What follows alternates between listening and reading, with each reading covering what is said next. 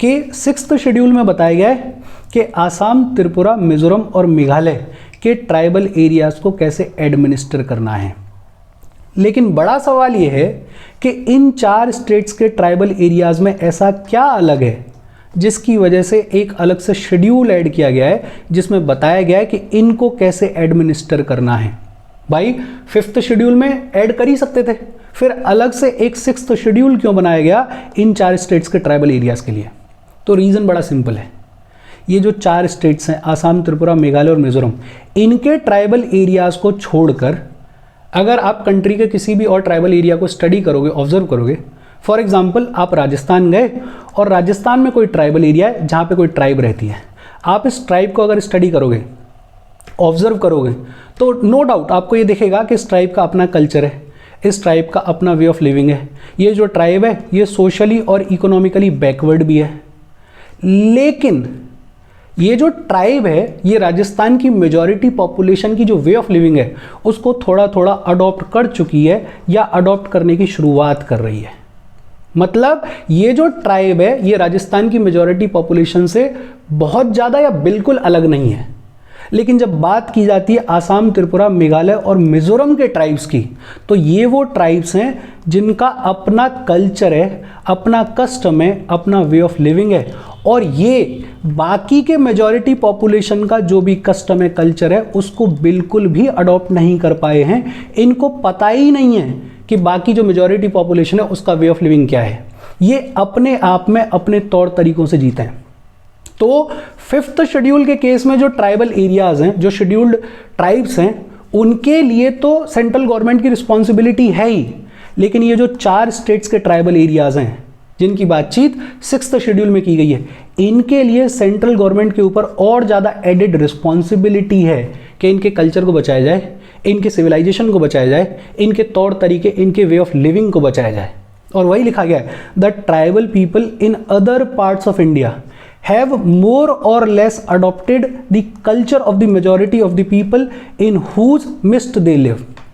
कि other parts of India में जो ट्राइबल पीपल हैं उन्होंने मेजॉरिटी पॉपुलेशन के कल्चर को अडॉप्ट करना शुरू कर दिया है।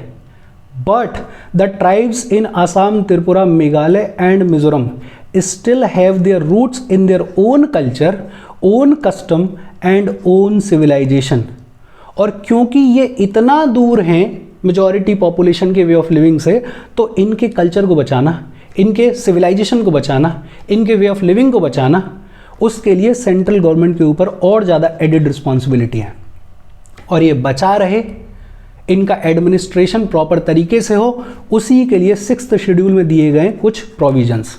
क्या प्रोविजंस दिए गए, 6th शेड्यूल के क्या फीचर्स हैं, एक एक करके देख लेते हैं। देखो, सबसे पहला क्या है कि इन 4 स्टेट्स की जो ट्राइबल एरियाज़ हैं उनको एडमिनिस्टर करने के लिए कॉन्स्टिट्यूट किया जाता है ऑटोनोमस डिस्ट्रिक्ट को। और ये नाम से ही क्लियर है कि जो ट्राइबल एरिया है उसकी जो भी डिस्ट्रिक्ट है उसको एडमिनिस्टर करने के लिए बनाया जाता है ऑटोनोमस डिस्ट्रिक्ट को। ऑटोनोमस मतलब एक सर्टेन अमाउंट ऑफ ऑटोनॉमी दी जाती है इन डिस्ट्रिक्ट्स को गवर्न करने के लिए। ये जो ऑटोनोमस डिस्ट्रिक्ट है इसका कंपोजिशन अपन आगे चल के देखेंगे। इसका कंपोजिशन ऐसा है कि वहाँ उस पर्टिकुलर डिस्ट्रिक्ट के जो लोग हैं वो इस ऑटोनोमस डिस्ट्रिक्ट का हिस्सा बनते हैं। इनको सर्टेन अमाउंट ऑफ पावर्स दी जाती हैं जिसके थ्रू ये उस डिस्ट्रिक्ट में रहने वाले ट्राइबल लोगों को एडमिनिस्टर करते हैं। बट हाँ, ऑटोनोमस डिस्ट्रिक्ट तो है, लेकिन इसका मतलब ये नहीं है कि ये स्टेट की जो एग्जीक्यूटिव अथॉरिटी है उसके प्रीव्यू से पूरी तरीके से बाहर है। पूरी तरीके से बाहर नहीं है। स्टेट की जो एग्जीक्यूटिव पावर है वो इस ऑटोनोमस डिस्ट्रिक्ट पे एक्सटेंड करती है, लेकिन हाँ कुछ सर्टेन लिमिटेशंस के साथ में। तो पहला फीचर तो क्या है कि ये जो 4 स्टेट्स हैं आसाम, त्रिपुरा, मेघालय और मिजोरम, इनके जो ट्राइबल एरियाज़ हैं उनको एडमिनिस्टर करने के लिए अलग से बनाई जाती है एक ऑटोनोमस डिस्ट्रिक्ट। अच्छा, गवर्नर को पावर दी गई है। गवर्नर ऑटोनोमस डिस्ट्रिक्ट को ऑर्गेनाइज कर सकता है, रीऑर्गेनाइज कर सकता है। इस ऑटोनोमस डिस्ट्रिक्ट का एरिया इंक्रीज कर सकता है, डिक्रीज कर सकता है। इस ऑटोनोमस डिस्ट्रिक्ट के नाम को चेंज कर सकता है। इस ऑटोनोमस डिस्ट्रिक्ट की बाउंड्रीज को डिफाइन कर सकता है। मतलब इसके रिगार्डिंग सारी पावर किसको दी गई है? गवर्नर को। पहली चीज अपन ने क्या बात की कि ये जो ट्राइबल एरियाज हैं इन 4 स्टेट्स में, उनको एडमिनिस्टर करने के लिए एक ऑटोनोमस डिस्ट्रिक्ट बनाई जाएगी। दूसरा, ये ऑटोनॉमस डिस्ट्रिक्ट को ऑर्गेनाइज करने की, रीऑर्गेनाइज करने की, इसके एरिया को इंक्रीज करने की, डिक्रीज करने की, इस ऑटोनॉमस डिस्ट्रिक्ट के नाम को बदलने की, इसके बाउंड्रीज को डिफाइन करने की, ये सारी पावर किसके पास में? गवर्नर के पास में है। अपन देखेंगे आगे चलते हुए कि ये जो 4 स्टेट्स हैं, आसाम, त्रिपुरा, मेघालय और मिजोरम, इन 4 स्टेट्स में 10 ट्राइबल एरियाज हैं जिनके पास में अपनी ऑटोनॉमस डिस्ट्रिक्ट बनी हुई है। उनके नाम अपन आगे चलते हुए देखेंगे, लेकिन फिलहाल के लिए 2 चीज़ें अपन ने पढ़ी। एक तो अपन ने ये पढ़ा कि ये जो ट्राइबल एरियाज हैं इनको एडमिनिस्टर करने के लिए बनाई जाती हैं ऑटोनॉमस डिस्ट्रिक्ट्स, और ये ऑटोनॉमस डिस्ट्रिक्ट्स को ऑर्गेनाइज करना, रीऑर्गेनाइज करना, एरिया बढ़ाना घटाना, वो सारा किसके पास में पावर है? गवर्नर के पास में पावर है। अच्छा, अगर कोई ऑटोनॉमस डिस्ट्रिक्ट बहुत बड़ी है, इतनी बड़ी है कि उसमें जो ट्राइब्स रह रही हैं वो अलग अलग ट्राइब्स हैं, डिफरेंट ट्राइब्स हैं। अब एक ऑटोनॉमस डिस्ट्रिक्ट है और ट्राइब्स कई सारी रह रही हैं जिनके अपने कल्चर हैं, जिनका अपना कस्टम है, जिनका अपना वे ऑफ लिविंग है, तो फिर मैनेज करने के लिए गवर्नर को पावर दी गई है कि गवर्नर जो है वो इस डिस्ट्रिक्ट को डिवाइड कर देंगे into several autonomous regions, basically tribes के हिसाब से कि ये पर्टिकुलर ट्राइब के लिए ये पर्टिकुलर ऑटोनॉमस रीजन, ये पर्टिकुलर ट्राइब के लिए ये पर्टिकुलर ऑटोनॉमस रीजन। ये पावर किसको दी गई है? गवर्नर को दी गई है। अब आते हैं एडमिनिस्ट्रेशन पे। ऑटोनॉमस डिस्ट्रिक्ट बना दी गई है। हर ऑटोनॉमस डिस्ट्रिक्ट के पास में होती है अपनी डिस्ट्रिक्ट काउंसिल, और ये जो डिस्ट्रिक्ट काउंसिल है, इस डिस्ट्रिक्ट काउंसिल में होते हैं 30 मेंबर्स। हर ऑटोनॉमस डिस्ट्रिक्ट के लिए बनाई जाती है एक डिस्ट्रिक्ट काउंसिल, और इस डिस्ट्रिक्ट काउंसिल में कितने मेंबर्स होते हैं? 30 मेंबर्स होते हैं। इन 30 में से 4 मेंबर्स को तो नॉमिनेट करते हैं गवर्नर, और ये जो 4 मेंबर्स गवर्नर के द्वारा नॉमिनेट किए जाते हैं ये ऑफिस में रहते हैं अनटिल गवर्नर्स प्लेजर, और बाकी के जो 26 मेंबर्स हैं they are elected on the basis of adult franchise, मतलब डायरेक्ट वोटिंग होती है उस पर्टिकुलर ऑटोनॉमस डिस्ट्रिक्ट या उस डिस्ट्रिक्ट में रहने वाले जितने भी ट्राइबल लोग हैं वो वोट डालते हैं और इन 26 लोगों को चुनते हैं। और ये जो 26 लोग चुने जा रहे हैं, इलेक्ट किए जा रहे हैं, ये इलेक्ट किए जा रहे हैं फॉर 5 ईयर्स। और अब आपको समझ में आ रहा होगा कि क्यों इंपॉर्टेंट है ये डिस्ट्रिक्ट काउंसिल, कैसे ऑटोनॉमस होती है काउंसिल। अब ये जो 26 लोग हैं ये उसी पर्टिकुलर डिस्ट्रिक्ट में से चुने गए, तो इनको पता है कि कैसे अपने वे ऑफ लिविंग को बचाना है, इनको पता है कि कैसे उनके कल्चर को बचाना है। ये जो डिसीजन लेंगे उसके हिसाब से कामकाज चलेगा। अच्छा, जितनी भी डिस्ट्रिक्ट काउंसिल होती हैं उनके पास में अपनी एक सेपरेट रीजनल काउंसिल भी होती है। ग्राउंड लेवल पे काम करने के लिए एक रीजनल काउंसिल भी होती है हर एक डिस्ट्रिक्ट काउंसिल के पास में। और ये जो डिस्ट्रिक्ट काउंसिल है, ये जो रीजनल काउंसिल है, इनको कुछ पावर्स दी गई हैं। क्या पावर्स हैं? District and regional councils administers areas under their jurisdiction. ये जो डिस्ट्रिक्ट काउंसिल है, ये जो रीजनल काउंसिल है, ये इनके जुरिस्डिक्शन में आने वाले एरियाज को एडमिनिस्टर करते हैं। जैसे ये क्या क्या कर सकते हैं? They can make laws on matters like land, forest, water, shifting cultivation, inheritance of property, marriage and divorce, social customs वगैरह वगैरह। मतलब लैंड को लेके, फॉरेस्ट को लेके, कैनाल वाटर को लेके, शिफ्टिंग कल्टीवेशन को लेके, मैरिज एंड डिवोर्स वगैरह ऐसी चीज़ों को लेके अगर कोई कानून बनाना है तो कौन बना सकता है? डिस्ट्रिक्ट काउंसिल और रीजनल काउंसिल बना सकती है। लेकिन डिस्ट्रिक्ट काउंसिल और रीजनल काउंसिल अगर ऐसा कोई लॉ बनाएगी तो इस लॉ को गवर्नर की एसेंट चाहिए ही चाहिए। पहली चीज़, एक तो अपन ने बोल दिया कि ऑटोनॉमस इनके पास में डिस्ट्रिक्ट होती है। ये जो ऑटोनॉमस डिस्ट्रिक्ट होती है इसके पास में अपनी एक डिस्ट्रिक्ट काउंसिल होती है। इस डिस्ट्रिक्ट काउंसिल में होते हैं 30 मेंबर्स। इन 30 में से 4 को तो गवर्नर नॉमिनेट करते हैं और 26 को इलेक्ट किया जाता है डायरेक्ट इलेक्शन के बेसिस पे। और ये जो 26 मेंबर्स हैं ये इलेक्ट किए जाते हैं 5 साल के लिए। अब ये जो डिस्ट्रिक्ट काउंसिल है, हर एक डिस्ट्रिक्ट काउंसिल के पास में अपनी एक अलग से रीजनल काउंसिल होती है। डिस्ट्रिक्ट काउंसिल और रीजनल काउंसिल को कुछ पावर्स दी गई हैं, जैसे ये land, forest, water, shifting, cultivation वगैरह वगैरह से रिलेटेड लॉज बना सकते हैं, लेकिन जो भी ये लॉ बनाएंगे उसको गवर्नर की एसेंट चाहिए।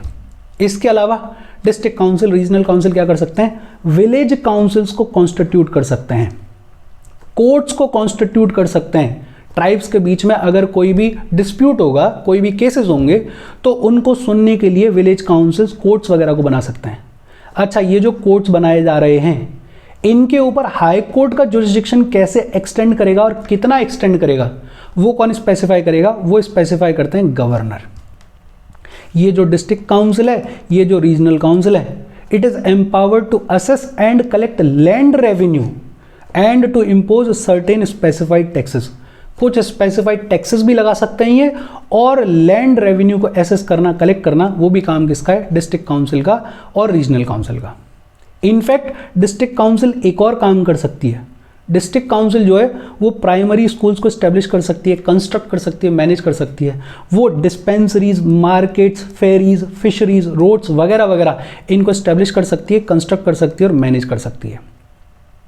अगर ट्राइबल लोगों को कोई नॉन ट्राइबल लोग मनी लेंडिंग करते हैं, पैसा देते हैं कर्जे पे, ट्रेडिंग वगैरह करते हैं, तो उससे रिलेटेड रेगुलेशंस भी कौन बना सकता है? डिस्ट्रिक्ट काउंसिल बना सकती है। लेकिन ऐसा कोई भी रेगुलेशन अगर बनाना है तो उसके लिए गवर्नर की एसेंट चाहिए। बेसिक बातचीत की अपन ने। फिर उसके बाद ये जो ट्राइबल एरियाज हैं इन 4 स्टेट्स में, इन ट्राइबल एरियाज में कोई एक्ट ऑफ पार्लियामेंट या कोई एक्ट ऑफ स्टेट लेजिस्लेचर पूरी तरीके से अप्लाई नहीं होता। ये 4 स्टेट्स के ट्राइबल एरियाज में, उन ट्राइबल एरियाज की ऑटोनोमस डिस्ट्रिक्ट्स में कोई भी एक्ट ऑफ पार्लियामेंट या कोई भी एक्ट ऑफ स्टेट लेजिस्लेचर पूरी तरीके से अप्लाई नहीं होता, या अगर अप्लाई होता है तो किन स्पेसिफाइड मॉडिफिकेशंस के साथ में अप्लाई होगा, किन स्पेसिफाइड एक्सेप्शंस के साथ में अप्लाई होगा, उसके रिगार्डिंग भी पावर्स दी गई हैं। और पावर्स थोड़ी डिफरेंट सी दी गई हैं। कैसे कि आसाम के केस में तो ये पावर पूरी तरीके से गवर्नर को दे दी गई है। आसाम के केस में गवर्नर बताएंगे कि आसाम के जो ट्राइबल एरियाज़ हैं, उन ट्राइबल एरियाज़ की जो ऑटोनोमस डिस्ट्रिक्ट्स हैं, उनमें कोई एक्ट ऑफ पार्लियामेंट या कोई एक्ट ऑफ स्टेट लेजिस्लेचर या तो पूरी तरीके से अप्लाई नहीं होता, या अगर अप्लाई होता है तो किन मॉडिफिकेशंस के साथ में अप्लाई होता है, ये कौन बता रहा है? गवर्नर बता रहा है। लेकिन बाकी के जो 3 स्टेट्स हैं, कौन कौन से 3 स्टेट्स? त्रिपुरा, मेघालय और मिजोरम। उनके केस में एक्ट ऑफ पार्लियामेंट की जब बात आएगी तो प्रेसिडेंट बताएंगे कि अप्लाई होता है या नहीं होता है, और अगर होता है तो किन मॉडिफिकेशंस के साथ में होता है। और जब बात आएगी स्टेट लेजिस्लेचर के एक्ट की तो गवर्नर बताएंगे कि अप्लाई होता है या नहीं होता है, और अगर होता है तो किन मॉडिफिकेशंस के साथ में होता है। तो ये थोड़ा ध्यान देने वाला बात है कि आसाम के केस में तो चाहे पार्लियामेंट का एक्ट हो, चाहे स्टेट लेजिस्लेचर का एक्ट हो, कौन बता रहा है? गवर्नर बता रहे हैं। लेकिन बाकी 3 के केस में पार्लियामेंट का एक्ट अप्लाई हो रहा है नहीं हो रहा है, ये कौन बता रहा है? प्रेसिडेंट बता रहे हैं। और स्टेट लेजिस्लेचर का एक्ट अप्लाई हो रहा है या नहीं हो रहा है, वो कौन बता रहा है? गवर्नर बता रहे हैं। और इसके बाद last, governor can appoint a commission. Governor जो है वो एक कमीशन भी अपॉइंट कर सकते हैं। किस काम के लिए? To examine and report on any matter relating to administration of autonomous districts और रीजन्स। ये जो ऑटोनोमस डिस्ट्रिक्ट्स हैं, ऑटोनोमस रीजन्स हैं, इनके एडमिनिस्ट्रेशन को लेके किसी भी मैटर पे कुछ एग्जामिनेशन करना है, कोई रिपोर्ट तैयार करनी है, उसके लिए कमीशन कौन अपॉइंट कर सकता है? गवर्नर कर सकते हैं। और ये जो कमीशन रिकमेंडेशन देगी उसके बेसिस पे गवर्नर अगर चाहें तो किसी डिस्ट्रिक्ट या रीजनल काउंसिल को डिसॉल्व भी कर सकते हैं। अगर भाई कमीशन ये कह रहा है कि नहीं, डिस्ट्रिक्ट काउंसिल, रीजनल काउंसिल ठीक से काम नहीं कर रही है, तो गवर्नर इसकी रिकमेंडेशन के बेसिस पे उस डिस्ट्रिक्ट काउंसिल को, रीजनल काउंसिल को डिसॉल्व भी कर सकते हैं। देखो बहुत सिंपल एक बार फटाफट से रिवाइज कर लेते हैं। पहली बात तो ये कि वो 4 स्टेट्स कौन से हैं जिनके ट्राइबल एरियाज की अपन बात कर रहे हैं? आसाम, त्रिपुरा, मेघालय और मिजोरम। कहाँ बातचीत की गई है इनके एडमिनिस्ट्रेशन से रिलेटेड? 6th शेड्यूल में। ये 4 स्टेट्स के ट्राइबल एरियाज में कॉन्स्टिट्यूट किया जाता है ऑटोनोमस डिस्ट्रिक्ट को। ऑटोनोमस डिस्ट्रिक्ट जो है उसको ऑर्गेनाइज करने का, रीऑर्गेनाइज करने का, उसके एरिया को इंक्रीज करने का, डिक्रीज करने का, नाम बदलने वगैरह का काम किसका है? गवर्नर का है। गवर्नर को पावर दी गई है। फिर अगर कोई ऑटोनोमस डिस्ट्रिक्ट बहुत बड़ी है जिसमें अलग अलग ट्राइब्स रहती हैं, तो गवर्नर जो है उस डिस्ट्रिक्ट को डिवाइड कर सकते हैं इनटू सेवरल ऑटोनोमस रीजन्स। जितनी भी ऑटोनोमस डिस्ट्रिक्ट्स होती हैं उनके पास में अपनी एक डिस्ट्रिक्ट काउंसिल होती है। इस डिस्ट्रिक्ट काउंसिल में होते हैं 30 मेंबर्स। 30 में से 4 को तो नॉमिनेट करते हैं गवर्नर, और बाकी के जो 26 हैं उनको इलेक्ट किया जाता है डायरेक्ट इलेक्शन के बेसिस पे, वोट के बेसिस पे। कितने साल के लिए इलेक्ट किया जाता है? 5 साल के लिए इलेक्ट किया जाता है। हर एक डिस्ट्रिक्ट काउंसिल के पास में अपनी सेपरेट रीजनल काउंसिल होती है। डिस्ट्रिक्ट काउंसिल और रीजनल काउंसिल्स को कुछ पावर्स दी गई हैं, जैसे land, forest, water, shifting, cultivation, marriage, property inheritance वगैरह वगैरह से रिलेटेड ये लॉज बना सकते हैं। लेकिन ये जो लॉज बनाएंगे इनको चाहिए गवर्नर की एसेंट। ये विलेज काउंसिल्स कोर्ट्स वगैरह को कॉन्स्टिट्यूट कर सकते हैं ट्राइब्स के बीच में अगर कोई डिस्प्यूट है उन केसेस को सॉल्व करने के लिए। ये जो कोर्ट्स हैं, विलेज काउंसिल्स हैं, इनके ऊपर हाई कोर्ट का जुरिस्डिक्शन कैसे एक्सटेंड होगा, कितना एक्सटेंड होगा, वो कौन स्पेसिफाई करता है? गवर्नर करते हैं। फिर ये लैंड रेवेन्यू को कलेक्ट कर सकते हैं, कुछ स्पेसिफाइड टैक्सेस भी लगा सकते हैं। डिस्ट्रिक्ट काउंसिल जो है वो primary schools, dispensaries, markets, fisheries, roads वगैरह उनको एस्टेब्लिश करने का काम, कंस्ट्रक्ट करने का काम, मैनेज करने का काम करते हैं। इनफैक्ट नॉन ट्राइबल लोग अगर इन ट्राइबल लोगों को पैसा लैंड कर रहे हैं, इनके साथ में ट्रेडिंग कर रहे हैं, तो उससे रिलेटेड रेगुलेशंस भी कौन बना सकता है? डिस्ट्रिक्ट काउंसिल बना सकती है। लेकिन कोई भी अगर ऐसा रेगुलेशन बनाया जाएगा तो उसको चाहिए गवर्नर की assent. Act of parliament, act of state legislature apply नहीं होता, या किन मॉडिफिकेशंस के साथ में अप्लाई होता है, उसके रिगार्डिंग पावर कैसे दी गई है? आसाम में तो दे दी गई है गवर्नर को, और बाकी 3 में, त्रिपुरा, मिजोरम और मेघालय में, पार्लियामेंट के केस में, पार्लियामेंट के एक्ट के केस में पावर दी गई है प्रेसिडेंट को, और स्टेट लेजिस्लेचर के एक्ट के केस में पावर दी गई है गवर्नर को। गवर्नर जो है वो एक कमीशन भी अपॉइंट कर सकते हैं इन ऑटोनोमस डिस्ट्रिक्ट्स के एडमिनिस्ट्रेशन को लेके रिपोर्ट करने के लिए, एग्जामिन करने के लिए। अगर ये जो कमीशन है ये रिकमेंड करती है डिस्ट्रिक्ट या रीजनल काउंसिल को डिसॉल्व करने के लिए, तो गवर्नर उसके बेसिस पे उस डिस्ट्रिक्ट, उस रीजनल काउंसिल को डिसॉल्व भी कर सकते हैं। अब एक आखिरी चीज़ और, कि हमें ये तो पता है कि इन 4 स्टेट्स में ट्राइबल एरियाज़ हैं, इन ट्राइबल एरियाज़ के पास में अपनी ऑटोनोमस डिस्ट्रिक्ट्स हैं, लेकिन कौन से स्टेट में कौन कौन से एरियाज़ हैं? टोटल 10 हैं। असम में 3 हैं, नॉर्थ कहर हिल्स डिस्ट्रिक्ट, करबी अनगलोंग डिस्ट्रिक्ट और बोडोलैंड टेरिटोरियल एरियाज डिस्ट्रिक्ट, ये तो 3 है असम में। मेघालय में भी 3 है, 3 हिल्स के नाम आपने सुने होंगे, उन्हीं में हिल डिस्ट्रिक्ट्स हैं, खासी hills district, Jaintia hills district और गारो हिल्स डिस्ट्रिक्ट। त्रिपुरा में सिर्फ 1 है, Tripura tribal area district. Mizoram में 3 है, चकमा डिस्ट्रिक्ट, मारा डिस्ट्रिक्ट और लाई डिस्ट्रिक्ट। ये आज के डेट में 10 ट्राइबल एरियाज हैं इन 4 स्टेट्स के, जिन पे 6th शेड्यूल के प्रोविजंस लागू होते हैं। इनफैक्ट अगर आप न्यूज़ को फॉलो कर रहे हो तो लद्दाख के लोग जो हैं वो भी प्रोटेस्ट कर रहे हैं, और वो कह रहे हैं कि हमें भी 6th शेड्यूल में ऐड किया जाए और 6th शेड्यूल के जो प्रोविजंस हैं वो हमारे ऊपर भी लागू किए जाएं। भाई कुछ फ़ायदा मिल जाएगा उन लोगों को, इसलिए वो डिमांड कर रहे हैं। होगा या नहीं होगा वो देखते रहो, न्यूज़ में आ जाएगा, अपडेट होते रहो। इसके साथ शेड्यूल्ड एंड ट्राइबल एरियाज़ के एडमिनिस्ट्रेशन की बातचीत खत्म हो गई। कोई डाउट हो please comment. Thank you very much.